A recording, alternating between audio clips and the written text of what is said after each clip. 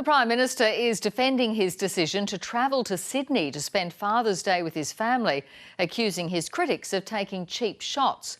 It comes as he faces accusations that he's favouring New South Wales in the vaccine race. Here's political reporter Jane Norman.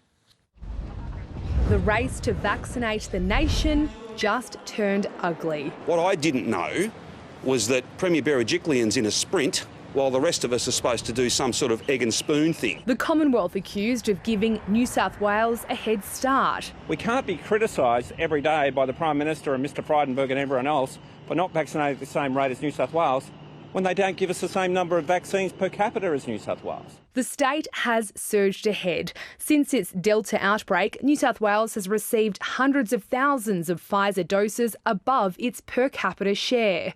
Most came from the one-off deal with Poland. The rest were brought forward at the expense of Victoria, South Australia, Western Australia and Queensland. As we've had outbreaks, we've prioritised those areas to save lives. There needs to be a reckoning. According to the federal government, there will be. The states and territories are being guaranteed they will end up with their fair share, and sooner rather than later. The extra Pfizer from the UK ensuring supplies no longer an issue. But politically, this squabble with the states risks reinforcing the perception that the Prime Minister favours his home state.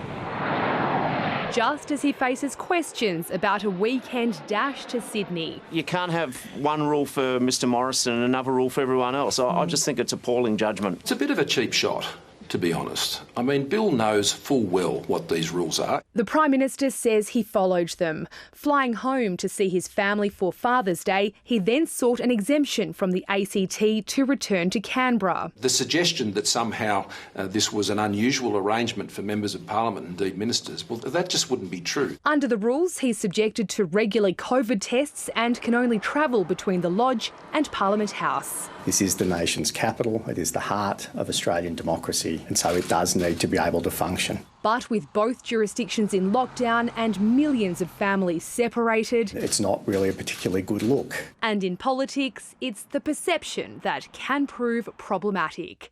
Jane Norman, ABC News, Canberra.